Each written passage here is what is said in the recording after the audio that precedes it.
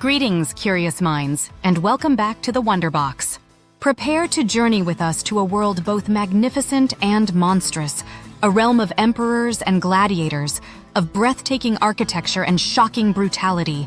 Today, we are plunging into the dark heart of ancient Rome, not to marvel at its triumphs, but to confront its terrifying methods of justice. Forget your modern notions of rehabilitation and humane corrections. In ancient Rome, punishment was a spectacle, a blunt instrument designed not just to penalize, but to terrify. Roman law, while sophisticated in some aspects, could be brutally unforgiving, especially when it came to crimes that threatened the very fabric of their society. And nothing was deemed more abhorrent, more deserving of extreme retribution, than betraying the sacred bonds of family. Let's delve into a punishment so bizarre, so utterly gruesome, that it sends chills down the spine even today. The poena culae. Imagine, if you dare, a crime so heinous it warranted not just death, but a symbolic obliteration from humanity.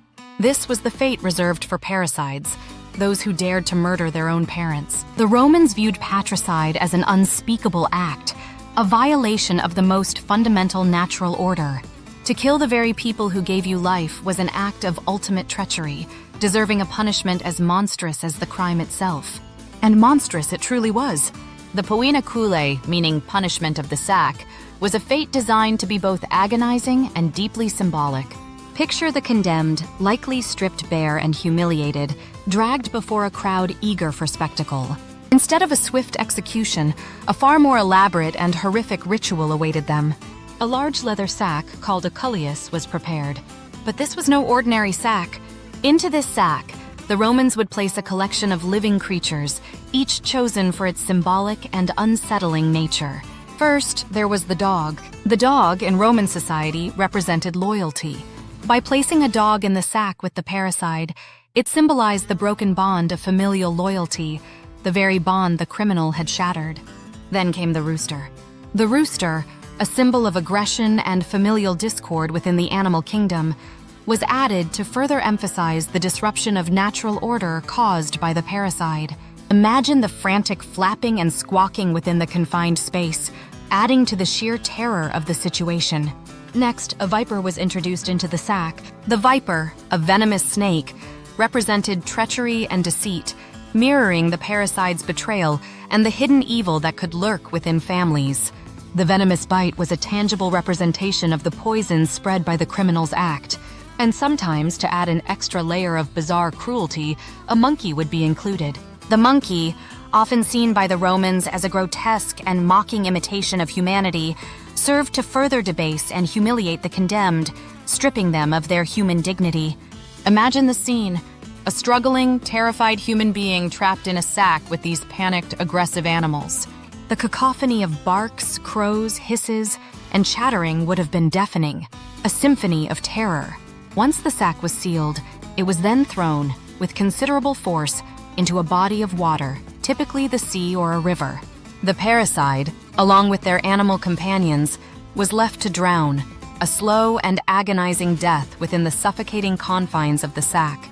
But the poena culae was more than just a gruesome execution. It was a public spectacle designed to instill fear and obedience in the populace. The macabre nature of the punishment, the bizarre combination of animals, and the public display were all intended to send a clear and chilling message. Betray your family, and you will not only die, but you will be utterly disgraced, cast out from human society, and condemned to a grotesque and symbolic demise. The Romans believed that the poena culae was a fitting end for such an unnatural crime, a cleansing ritual that purged society of the stain of parricide. But Roman justice was not solely reserved for the most extreme crimes. Another infamous punishment, one that resonates through history with chilling familiarity, was crucifixion. Crucifixion, a punishment not unique to Rome but perfected and widely employed by them, was a method of execution reserved largely for slaves, rebels, and non-citizens. Roman citizens were generally exempt from this agonizing fate, highlighting the stark social hierarchy of the Roman world. Crucifixion was not just about death, it was about prolonged suffering, public humiliation, and the absolute assertion of Roman power. The process was brutal and designed to maximize pain and public spectacle. The condemned, often after being scourged and publicly humiliated, would be forced to carry the horizontal beam of their own cross, the patibulum, to the place of execution. This act itself was a public degradation, a final stripping of dignity before the agonizing ordeal began.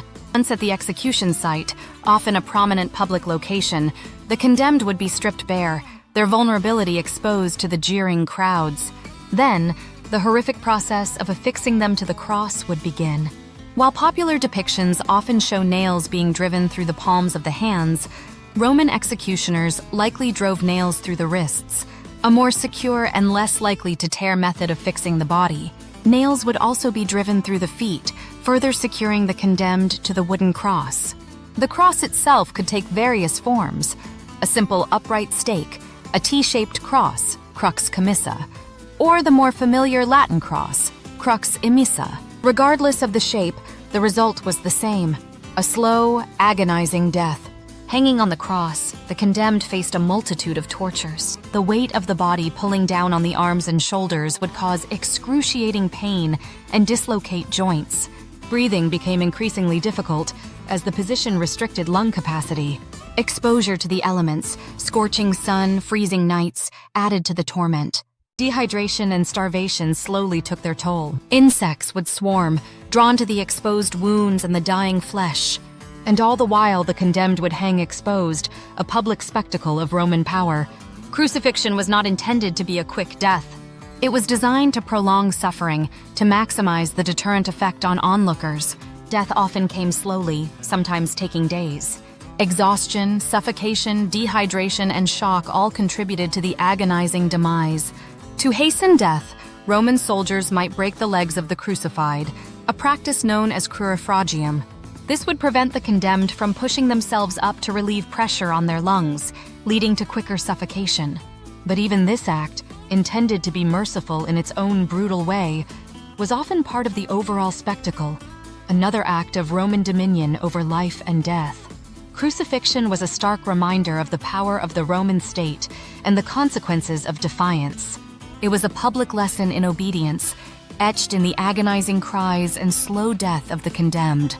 And finally, let us turn our attention to a punishment that was not only a grim fate for the condemned, but also a source of entertainment for the Roman masses: being thrown to wild beasts. In the grand arenas of Rome, spectacles of death and violence were wildly popular forms of entertainment. Gladiatorial combats, chariot races, and public executions drew massive crowds, eager for excitement and blood. Among these spectacles, the damnatio ad bestias, condemnation to the beasts, held a particularly gruesome appeal. This punishment saw criminals, often the most reviled in Roman society, traitors, enemies of the state, or those deemed particularly wicked, thrown unarmed into the arena to face ferocious wild animals. Lions, tigers, bears, leopards, and even elephants were sometimes used, depending on the scale and extravagance of the spectacle. These animals, often starved and deliberately provoked, were unleashed upon the defenseless condemned in a terrifying display of raw power. The arena floor would become a scene of carnage, as desperate individuals attempted to flee or fight back against the overwhelming force of the beasts. The outcome was never in doubt. The condemned were lambs to the slaughter. Their fate sealed the moment they entered the arena. For the Roman crowds, this was entertainment at its most primal and visceral. The sight of humans being torn apart by wild animals was not just punishment. It was a thrilling spectacle, a demonstration of Roman dominance over nature and lawlessness. The screams of the condemned, the roars of the beasts, the blood-soaked sand, all contributed to the dramatic and horrifying spectacle. The damnatio ad bestias served a dual purpose: punishment and entertainment. It rid Roman society of undesirable elements while simultaneously providing a thrilling and morally instructive spectacle for the masses. It reinforced the power of the Roman state, the dangers of criminality, and the entertainment value of public suffering. These bizarre punishments of ancient Rome, the poena culae, crucifixion, and being thrown to wild beasts, are chilling reminders of a world where justice was often brutal, public, and designed to instill fear. They reveal a society where the spectacle of punishment was as important as the punishment itself.